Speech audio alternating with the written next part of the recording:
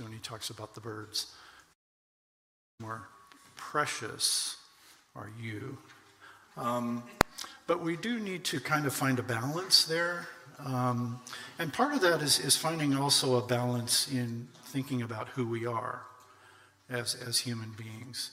I think in Jeff's first sermon, when he was talking about the first, I don't know if it was the first one, but probably the second one, it uses the statement of depravity, right? Now, have you guys ever heard of that word, total depravity? Yeah, so it's a reformed, kind of comes from Calvin. And it's kind of, on its own, kind of sounds really dire, like we're all totally depraved. Well, when you look at that doctrine in the Reformed tradition, it does not mean that humans can't do any good. Really, all it means is we cannot do anything to save ourselves. That's what it means. We can do good, although we're often very selfish about our motivations. Unbelievers can do some good. So we have to find a balance between that kind of what I call worm theology. We're just worms. We're not worms. The Imago Dei passage in Genesis overrules all of that. We are created in God's image. God loves us, even though there's a fall, that we're still image bearers of God. And also, animals are very important. The creation in general is very important. So in kind of addressing that question even a little bit more specific, when we look at the sixth day of creation, humans and animals are created on the same day. Humans don't get a special day to themselves. Humans and animals have the same diet, are given the same diet, which is what? Plants, yeah. We don't get to eat cholesterol till after the flood. God says, now you can eat meat. The rest of the creation is also told to be fruitful and to multiply. Animals and humans, or creation and humans, also have the same nephesh, which is a Hebrew word for soul or spirit. So there's a real affinity there. And so we do need to be careful about kind of thinking, that we're superior. One of my professors wrote a book on this topic, and I'll read a little bit. He's talking here about what Jesus is teaching in the Sermon on the Mount, and the birds and our worth.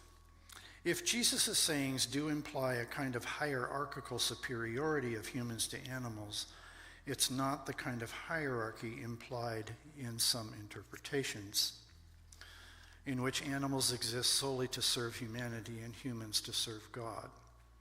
It is a hierarchy within the community of creation, in which humans and animals alike exist for God's glory, and in which there is a mutuality in fellow creatureliness, such that if some animals do serve humans also have responsibilities of care towards animals. And one of the things I didn't mention in the Genesis account is that humans and animals are also both made from the Adamah. Okay, so Adam's made from the Adamah. It's a little play on words, all right? And that's dirt. We're created from the dirt. So people have all kinds of puns on that.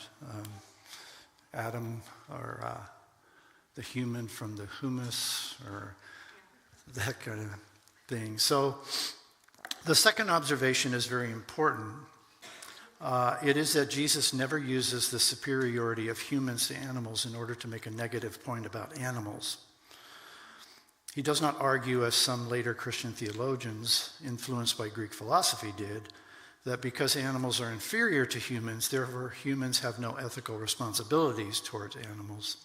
He does not argue that because animals are inferior to humans, therefore God does not take as much trouble to provide for animals as he does for humans. He does not argue that because animals are inferior to humans, therefore God's providence does not extend to individual animals, but only to species. On the contrary, in every case, his argument is that because such and such is true in the case of animals, it must also be true in the case of humans. The arguments actually depend more on the idea that humans and animals are all creatures of God than they do on the idea of a hierarchical difference between them. So it's good to understand that perspective, to understand that we and the rest of creation are both called to praise and to worship God. And in fact, the creation often does a better job of that than we do. If you read the Psalms, particularly if you read Psalm 140, it's one of the great creation psalms. Okay, so today we're kind of revisiting our topic from last week, and that's the first 4 trumpets. And last week the emphasis was just on kind of looking at the broader context of warfare. And this week I want to look more specifically at a specific aspect of warfare that I think it lies behind the visions that John has here. So when we look at the 3 series of visions, the seals, the trumpets, and the bowls, they have a pattern of 4 plus 3. Okay, so the first 4 are a little bit different than the last 3. We don't have that in the 7 letters, but all the rest of them have that kind of structure to them. And as I mentioned, the seals, the first 4 seals were kind of addressing the idea of warfare and its effect on humans and on people. And the trumpets last week, the effect of warfare on the creation. So we looked at how John is following the creation story, how he's looking at the days of creation and the things that are created on those days, and how these visions, these first 4 trumpets, are affecting the natural resources. And we also looked at how Joel 1 and 2 talks about uses the imagery of locusts to kind of strip the land. We also looked at Jeremiah a little bit, and how Jeremiah uses the phrase in Genesis 1:2 of it was waste and void, and how the destruction of Jerusalem, destruction of Israel by the Babylonians also created that kind of waste and void environment. So we have the creation account in Genesis 1, and then also lying behind the story, or the 10 plagues story of Exodus, which is another what we would call kind of uncreation story, right? God created it, it's good. People come in, destroy it, it's not good. So there's a lot going on in this passage, and it's helpful for us to kind of unpack that. And so that's what I want to do. So when we look at those first 4 trumpets, we kind of tend to gloss over a little bit and think, oh, this is apocalyptic language, and it's imagery and it's symbolism, but we don't really think more deeply about how these various aspects of the environment affect human beings as well, right? So that's why I have that little list there. The destruction of fruit trees upsets the livelihood and produce of the main staples of Near Eastern agriculture. Right? Most of the trees in the Levant, or the ancient Near East, were olive trees or fig trees, and they would also, in some places, call grapevines trees. There's a few oaks around here and there. There's the famous cedars of Lebanon up north, but most people were cultivating trees. So when those are affected, your whole livelihood is affected. The scorching of the grass eliminates the main source of sustenance for raising livestock used for both food and temple offerings. The polluting of the sea affects those who depend on the income and provision of the fishing industry. Okay? So a lot of people were fishermen, as we know from the disciples, and that was a big source of food in that time period. The contamination of freshwater sources threatens a basic necessity for everyday life, drinking, washing, purification. If you're going to synagogue, if you're going to the temple, you've got to wash your hands beforehand. And then finally, the wreckage of seafaring vessels will deal an economic blow to merchants and traders.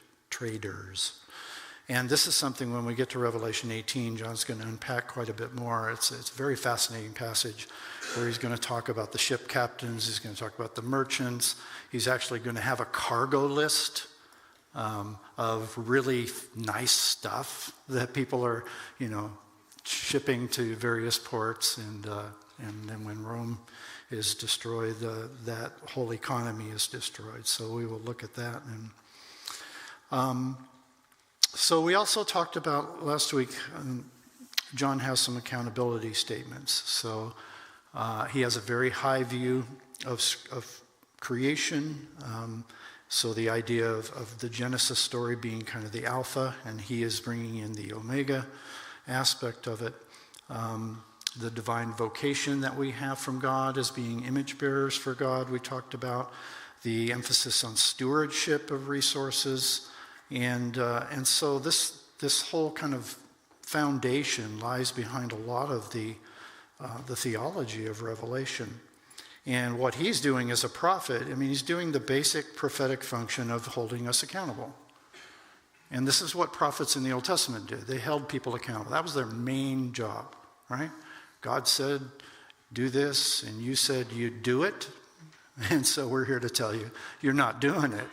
And so they're like the prosecuting attorneys of the Old Testament, right?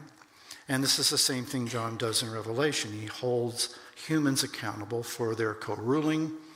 And so what's happening in this time period is that instead of that, the culture is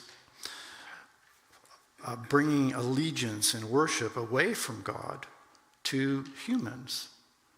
And that's such a fundamental thing. We're going to talk more next week when we do Revelation 9 about idolatry and how that is so important of a theme for John in Revelation. And it's not just idolatry of Gentiles or pagans or Romans, but it's that Christians are also getting involved in idolatry. So accordingly, John's scope of accountability includes not just vindication for the persecution of Christians, that's a very central theme, but culpability for crimes against God's creation and all people created in his image. So John's not just holding Rome or the culture accountable for persecution. He's also saying, no, there's a bigger picture here. All people are created in the image of God, and you're going to be held accountable for that, right? So that last phrase there from Revelation 11:18, the very last thing in the judgment scene there. The nations were angry. The time has come for judging the dead, for destroying those who destroy the earth. So there's the accountability that goes back to the covenant with Noah, right? That we're going to be held accountable. And this is a covenant with all creation, and it's an eternal covenant. It's an everlasting covenant. Later in Revelation, when John's talking about the judgment of the harlot Babylon, he says, God has judged her for the way she treated you. In her was found the blood of prophets and saints. But notice he doesn't stop there. He says, for all who have been slaughtered on the earth. Okay, so he's not just concerned about Christians. He's not just concerned about martyrs. He's concerned about all people who have suffered. And what John has done there is he's adapted a passage from Jeremiah, which he does all the way through, where Jeremiah says, Babylon, of course we're talking about the real old Babylon that destroyed Jerusalem and the temple, must fall, for the slain of Israel, as the slain of all the earth have fallen because of Babylon. So notice, it's not just about the people of God, it's about all people as well. So what I wanted to focus on a little bit more specifically this week is that the imagery of warfare in Revelation, I think, is being motivated by John's own personal experience of having been in Jerusalem when Jerusalem was surrounded by the Roman armies, and having seen the devastation of Jerusalem and the temple and of his homeland. So a natural question arises, what's the background and motivation for all this apocalyptic imagery centered on warfare and its effects on people in their environment. Does the language of retributive justice, we're going to talk about that a little bit more, point back to a specific event or crisis which John himself had witnessed? Why does he employ allusions to each of the 5 prophetic oracles against Babylon found in Isaiah and Jeremiah and reapply them to Rome? Okay, he's seeing a pattern that's occurring, right? This happened in the past. It is now happening again. And I think I mentioned why there's this connection, right, before, and I used this. So the destruction of Jerusalem and the temple, you have Babylon in 586, 587 BC, destroys Jerusalem and the temple, and then you have Rome doing the same thing in 70 AD. So this is kind of where that parallel comes from and why he keeps using imagery from this story, right, to illustrate this story in Revelation. Was he one of those who heeded Jesus' warnings to flee to the mountains? So when you read the what we call the Synoptic Apocalypse in the 3 Synoptic Gospels, Jesus is warning his followers to not hang around, to leave the city when they see it surrounded. This would certainly make sense of a lot of the imagery and prophetic repurposing of previous Old Testament Babylon traditions. So when we talked about the seals, I had a little chart of where John is actually following the Synoptic Apocalypse, where he's just, you follow Matthew, basically, Matthew 24 straight through, and the seals are being repurposed and in relation to that. And of course, that whole passage is mainly talking about the destruction of Jerusalem. Jesus is warning about it. So there's a quote from Luke, and Luke gives us much more specific detail of the destruction of Jerusalem than Matthew or Mark. So when you see Jerusalem surrounded by armies, this is Jesus talking, then know that its desolation has come near. Then those in Judea must flee to the mountains, and those inside the city must leave it. Jerusalem will be trampled on by the Gentiles until the time of the Gentiles are fulfilled. Indeed, the days will come upon you when your enemies will set up ramparts around you and surround you and hem you in on every side. They will crush you to the ground. They will not leave one stone on another, because you did not recognize the time of your visitation from God. In Matthew's version of this, in Matthew 24, and of course Matthew's writing to Jews, Jewish Christians, right? He says, pray that it won't happen on the Sabbath. He adds that little very specific phrase, right? Because these Jewish Christians are still Jews, right? They're still following the Sabbath. He says, pray it don't happen on the Sabbath, because on the Sabbath you can only go like 0.6 of a mile, right? You're not going to get very far out of the city. And the other interesting thing about that is we think of this from a political perspective. Jewish Christians are not supposed to defend their homeland? Jesus is calling them not to stay and fight the Romans? What do you think those early Jewish Christians were called by fellow Jews?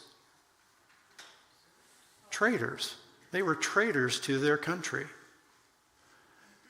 And we call this the First Jewish War because there was a Second Jewish War in 132 where people were following this guy whose name was Bar Kokhba. He was a rabbi. He said, I'm the Messiah. And they didn't learn the lesson from, 50 years before, 60 years before. And they rose up against the Romans because, we're the people of God. God's on our side. Jihad, Doesn't matter that you got better weapons and more people. If God's on your side, you're going to win, right? Did they win? No. Same thing happened.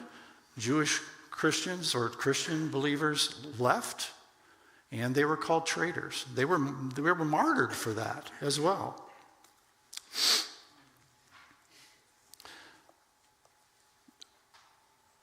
Eusebius, who's a Jewish historian, Jewish Christian historian in the 4th century, tells a little bit more about what happens here. The people of the church in Jerusalem were commanded by an oracle given by revelation from Jesus before the war to those in the city who were worthy of it to depart and dwell in one of the cities of Perea, which they called Pella. So there's a little bit more history there of where they went. They were gathering together in a specific city there. So when we're looking at the Jewish war, this thing that John has experienced, one of our best resources for that is the Jewish historian Josephus. And Josephus, he was a priest, but he was also, when the war started in 66 A.D., when the uprising started against Rome, he was called to be basically a general or a commander of the troops in Galilee in the north. And he was leading the people and defending the city. And the Roman army, led by Vespasian, the general Vespasian, is coming in from the north, while his son Titus has troops coming in from the south, from Egypt. And so they start in the north and they kind of work their way down. And of course, they're hoping to get, or they're planning to get to Jerusalem. And so they're just destroying everything in the north. And Josephus ends up in a cave with some other people. And they all say, well, we're going to commit suicide, so you kill me and you kill. And somehow Josephus ends up coming out of the cave alone. And this is why he's not, liked so much by Jews. He's captured. He spends 2 years of the siege of the war in bonds, but eventually convinces the Roman general that, hey, I'm a good asset here. I know all about the culture. I know about Jerusalem. I know all the geography here. I grew up in Jerusalem, Why don't you have me be kind of your right-hand person to help you? And so he does. So he witnesses, everything that's going on. And, there's crucifixions of like 200 people around the city, to scare the bejeebers out of people. And eventually he gets a cushy retirement in Rome. And he's called Flavius Josephus, takes on that name because the emperors so Vespasian, who is the general, hears that Nero has been murdered, right, back in Rome. And then there's this turmoil of the year, what we call the year of the 3 emperors, or if you count Nero, the year of the 4 emperors. Galba, Otho, Vitellius. These guys last like a few months, and then they're murdered. And so Vespasian goes back to Rome. He becomes the emperor. And you have this Flavian dynasty of Vespasian, then Titus, his son, and then Domitian, his son, who is the emperor when Revelation is being written. Okay, so this is a whole big kind of scenario story, right? But Josephus tells us from his eyewitness account of what's going on. So the Jewish war and Rome's scorched earth tactics, even more illuminating as a parallel to much of John's emphasis on the human and non-human cost of warfare, is Josephus' detailed descriptions of the trail of destruction left by the Roman army as it marched through Palestine. In the advance on Jerusalem through the Jordan Valley, he records, the non-combatants were slaughtered wholesale. The able bodies fled. The soldiers ransacked the houses, setting the village on fire. Not only was the whole countryside through which they fled one long trail of slaughter, and the Jordan choked with corpses, but the Dead Sea too was filled with dead bodies, which the river carried down into it in masses. Pretty gruesome description, right? When he comes to the siege of Jerusalem, Josephus pays particular attention to the scorched earth tactics of invaders. Okay, so what do I mean by that? What are scorched earth tactics? Destroy everything. Okay? Now, you could look at it 2 ways. Sometimes scorched earth tactics are a defensive measure, where the people who are being invaded destroy the crops and any kind of things that the invading army can use. But in this case, it's an offensive approach. Can you think of scorched earth examples in warfare? Eric? The two invasions of Russia by Napoleon and Hitler. Okay. The Russians were destroying everything in their way that they could have used for shelter or fuel or anything they could. Okay, yeah, it's a very common thing in war, yeah. Sherman in the Civil War. Okay, the Civil War, it's a very famous one. He's marched through the South of burning all the cornfields and everything, yeah. Yeah, that's one of the top examples that people would use. Okay, Hiroshima, Nagasaki, just destroying everything within the cities. Not to mention the firebombing of Tokyo and Dresden. Yeah. Right when it was the windiest, they waited for it. Yeah, I've been to Dresden, so. Okay, Alexander the Great. It's a very common tactic in the history of warfare. And we see it with the Greeks and we see it with the Romans.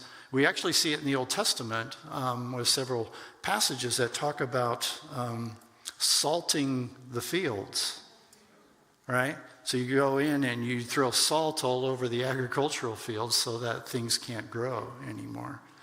So this is what's happening. So Josephus says, every fence and palisade that the inhabitants had erected around their gardens and orchards was swept away. Every fruit tree within the area pulled up, every dip and hollow filled in, the rocky projections were demolished with iron implements and the whole space leveled. So if you see that little quote box, right, on the right, these are the instructions from God, or at least the first quote anyway, instructions from God to Israel. Hey, Israel, if you besiege a town, making war against it, you must not destroy its trees by wielding an axe against them. Do not cut them down. Are the trees people that you should besiege them? Okay. You're going to see this theme as we work through this of the idea of trees and how they're kind of represented. And here trees are mostly would be fruit trees. And so this becomes part of John's language as well. In the first trumpet, a third of the trees were burned up and all the green grass was burned up. In the fifth trumpet, which we'll talk about next week, which is a little bit different perspective, they were told not to damage the grass of the earth or any tree. So, and one of the things you learn from that, putting those two things together, right? Well, in the first trumpet, it said all the green grass was burned up. And then in the fifth trumpet, it says, don't destroy what? The grass. Well, how did it come back, you know? You're trying to be too literal with apocalyptic symbolism, okay? Okay, so moving to the back. The cost of siege warfare, a year and a half. You're going to need materials. And siege warfare was just a very common part of the ancient world. And that's why people built cities with walls, right, and protections. And then, you know, then they build battering rams and trebuchets. You ever watch the pumpkin throws and the trebuchets? They're so cool, right? They're not throwing pumpkins. You know, they're throwing all kinds of stuff, fired stuff. And anyway, Josephus says it was difficult to secure timber, for all the trees around the city had been cut down for the previous works, and the troops had to collect fresh material from a distance of 90 furlongs. I think it's 8 or 9 miles. In a final nostalgic remembrance, the former priest and general who grew up in Jerusalem writes, the Romans, though struggling terribly in collecting the timber, managed to raise their earthworks in 21 days, having stripped the whole area around the town to a distance of 9 miles. The countryside, like the city, was a pitiful sight. For where once there had been a multitude of trees and parks, there was now an utter wilderness stripped bare of timber.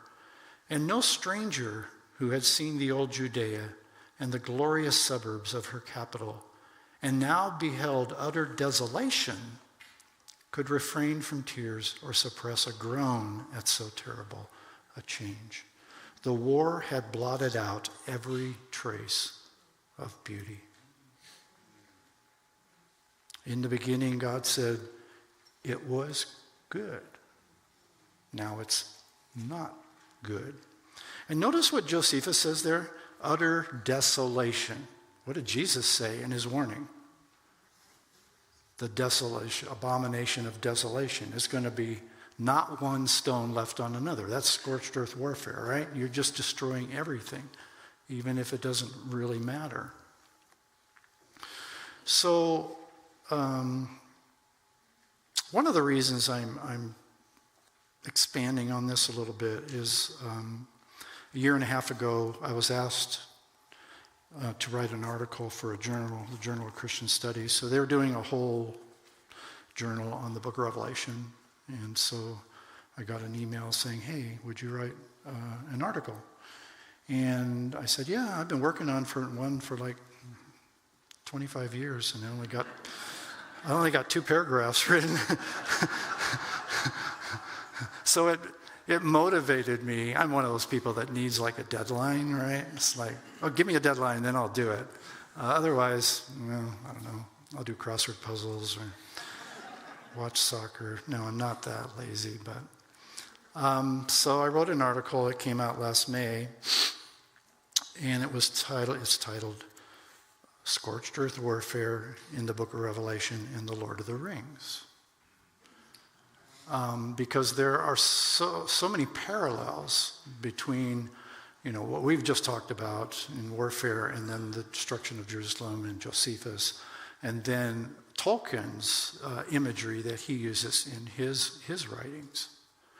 And I really think if John were writing Revelation today,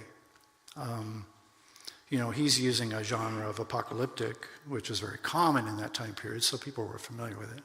Today, he would probably do an epic film like Lord of the Rings to show what's happening. And if some of you are interested in reading the article, you can email me and I can send you a digital copy, or I have an extra copy of the journal as well. So, which will go into more detail, but some of the rest of what we're going over is kind of taken from that. So, John of Revelation and John of Lord of the Rings, okay? It's because J.R.R., no one ever says his name, but his name's John. The more one reads the writings of and about J.R.R. Tolkien, particularly regarding his theological underpinnings and war experiences, the more obvious are the parallels with many of the concerns that John expresses in Revelation. While Tolkien did not often engage with eschatology, future things, he did share with the author of Revelation a holistic view of the biblical meta-narrative, with an emphasis on God as creator, sustainer, and finisher, and humans as gifted but flawed sub-creators. He has a really interesting ideas and poems, actually, about the idea of humans as sub-creators. God is the creator, but we are being given this vocation of being co-creators, right? Tolkien's religion begins in a garden, ends in a great city, one with mighty walls, a river, and the tree of life. And as in the use of an apocalyptic medium in Revelation, Tolkien's imagery veils fundamental convictions, or I should say unveils, probably. I think that's probably what I meant. Fundamental convictions about the world and the symbiotic interdependence of its inhabitants, both human and non-human. So it's fascinating. I've got a lot of different books on Tolkien. He's got letters that he wrote to his sons. So you learn, the more you learn about him and his faith, as I mentioned before, Tolkien was probably the most instrumental person in C.S. Lewis becoming a believer. So, because Lewis was an atheist and gradually came under the influence of Tolkien and other people, and Tolkien really helped him kind of see beyond the mechanistic view of the world. One of Tolkien's earliest writings is called The Fall of Gondolin, and he was in the trench warfare in World War I, and that really has influenced a lot of his imagery in The Lord of the Rings. And he was injured, or he had trench fever, so he's in the hospital, and he starts to kind of formulate these ideas and these images and starts writing. And in The Fall of Gondolin, he uses the word Babylon, which is Babylon. During the siege, darts of fire and flaming arrows fell on the roofs and the gardens of Gondolin till all the trees were scorched and the flowers and the grass burnt up. In addition, as in Josephus' description of the Jordan River filled with dead bodies, Tolkien depicts corpse-choked waters, and in a later battle he writes, the waters of the stream were fouled with the war of men and the grime of strife. Tobin, can you show that first picture? Oh, you already got it. All right. This is the last known picture we have of Tolkien. And he loved trees. This is his favorite tree right here. And so, you know, it's not a wonder that he writes about trees, and he makes trees like the heroes, right? And even spiders. He was bit, I think, when he was like 8 years old by a tarantula, right? Did it make him fearful of spiders? No, he was saving spiders out of the bathtub, right? And then he makes, you know, these big spiders. If you ever watched The Hobbit or Lord of the Rings, these massive spiders, you know, they're characters in his movie or in his books. So Devin Brown writes of Tolkien's experience in the Battle of the Somme when his unit was called to penetrate no man's land from the trenches. What had once been trees, grassy meadows, and cornfields had been blasted into a muddy, barren plain. Bloated and decaying corpses and parts of corpses were strewn everywhere, filling the air with a horrible stench. Tolkien later would write of the dead marshes that Frodo and Sam must cross on their way to Mordor, where they see the dead faces of those who had been killed in a great battle looking up from the dirty pools. And he would explain that this setting owed something to his war experiences. That's one of the creepiest scenes I've ever seen in Lord of the Rings, where they're going through this area and these faces are looking up. But that's what happened in World War I, when they had these duck boards in the trenches and they're all filled with water, and these guys would slip off into the mud and they would drown, and then they're just laying there, right? So he's depicting real life. This is not just myth. This is what happens to people in warfare. And one of the reasons I kind of chose this topic for my article is I was born in Rotterdam in 1954. And in 1939, in 20 minutes, you can show that first picture, or the next picture, the Germans bombed my city, right? And within 20 minutes, the whole center of the city was completely destroyed. And that made the Netherlands capitulate, because they said, if you don't, we're just going to start bombing Amsterdam and other cities, right? And this was an industrial city. And my dad was a teenager during that time period. And after the war, there wasn't a lot there for us as a family. And so my dad immigrated in 1957. I came over on the Statendam. And I was 2.5 years old. I still got my green card in my pocket. And because there was nothing there for us, and my dad couldn't find work, and so we moved to the United States. And there are probably 50 or 60 different war memorials in Rotterdam, but the most famous one is this one. This goes back to, we went to Belgium with some friends, and we went to the trenches from World War I in Belgium. And this was right by the trenches, but this was a tree from World War I that got, totally blown up and destroyed. And anyway, just an example of some of the things that Tolkien himself would have seen and experienced, because our theme is on trees, if you didn't get that, right? All right, the next picture. Okay. This is a bronze statue in Rotterdam. And actually, I had a picture of me standing by it, but I forgot to give it to Tobin. So But it's holding its arms up to heaven. Of course, that's where the bombs were coming from, right? And then there's nothing here where his entrails are, right? But do you notice what's in the bottom right there? A tree. Yeah, a tree. This statue is called Die Verwoeste Stadt.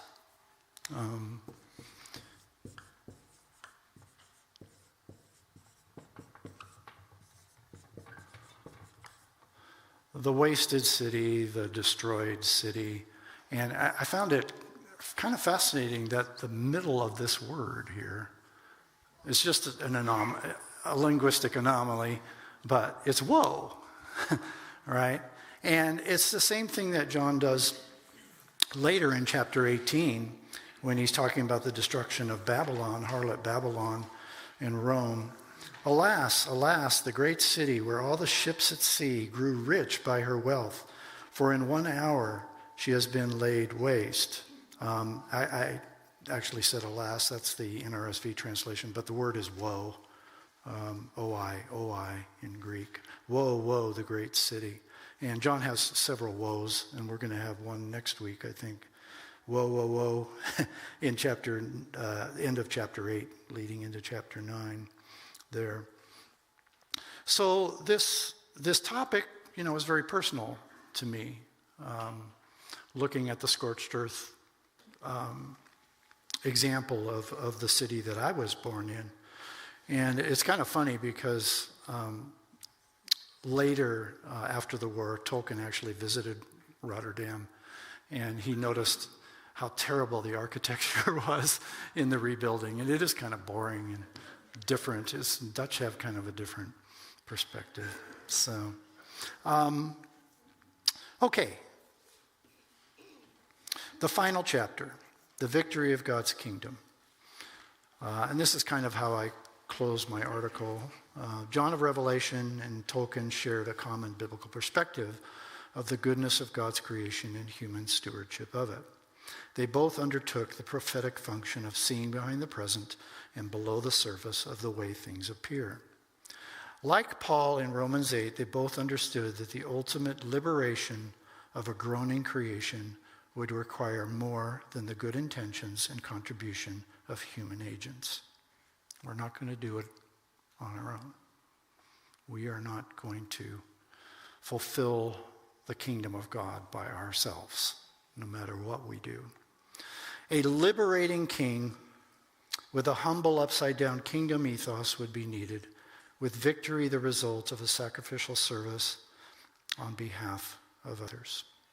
Their experiences of the ravages of war and its effects on humans and the wider creation generated a shared thesaurus of graphic imagery which captured readers' imaginations, yet also exposed the dark side of vaunted principles such as patriotism, allegiance. Allegiance is a big theme in Revelation.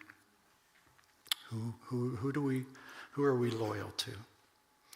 And unbridled technological innovation. This was a very big theme for Tolkien because starting in World War I, you're starting to see the invention of tanks. You're starting to see how humans are using the raw materials of the good creation to create machines of destruction, right? Leading up to World War II and the atomic bomb. And it's a theme that goes back to Genesis. In Genesis 4, when Genesis 4 talks about how people are creating things. They're inventing new things because this is what God said to do, is form and fill, create. You have the first agricultural people. You have the first musicians in Genesis 4. You have the first metallurgy in Genesis 4, right? These are like the Nobel Prize winners of their day who discovered things. And God expects us to do that. He expects us to use the raw materials he's given us in the world for good things. But what do? We often use it for evil. Despite the often dramatic and dire visionary circumstances depicted in their works, each expected a return of the king, future accountability for the deeds of humans, and a glorious restored city where peace and unity would prevail and all things would. So when we're thinking about, we talked about this a little bit last week, and I want to elaborate a little bit because Donovan brought it up. When I said, okay, well, John can't be talking about Cobra helicopters here. Well, which is true. I mean, whenever you're reading these passages, it has to make sense to the original. Whenever you're reading these passages, it has to make sense to the original reader. You can't transport it 2,000 years down the road and go, oh, he's talking about this. No, he's not talking about that. He's not talking about anything like that in the future. But that's the difference between interpretation and application. Okay? We interpret it according to how it would make sense and what his intention was at the time period. But then there are applications of the same principles that get repeated. This is what I talked about last week in patterning, right? So I just missed the Vietnam War, and they're broken people. I mean, couldn't keep relationships, couldn't keep marriages. They were just strange. There's a friend of mine who used to go to the church here who was a forward spotter for the Army in Vietnam. And he was affected by Agent Orange, right? So here we're back to trees and defoliating the whole countryside. And he's got neuropathy, right? So there's the effects there, even on both sides of people in the war. Even though sometimes war is necessary, defense is necessary, it doesn't mean we as humans were designed to kill people, right? And it affects us. It affects who we are. And so I think it's really important as we're reading through Revelation that, we're not just looking at this as symbolism, but behind the symbolism, there are real life events and people being affected and principles here that help us to understand how the world works and how it should work and how it doesn't work sometimes. So there's a quote there from Eugene Peterson. I'm not going to take the time to read it, but there's also that little cool picture of the New Jerusalem with the 12 gates and, of course, the Lamb in the center there of the gates.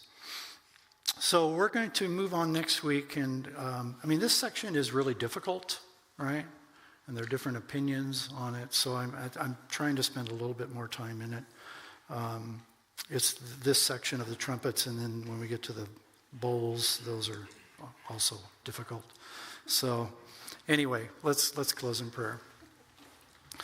Lord, we thank you for your word. We thank you for the challenge of your word. We thank you for the experiences of John, the experiences of Tolkien, the experiences of Josephus. We thank you for how this history can help us learn about history and how history impacts our view of the future. And we just pray that you would help us to figure out how we are to live in your world with evil and destruction, and how we are to be good stewards of the things that you have given us and entitled us to. Thank you that we can be your image bearers. In Jesus' name, amen.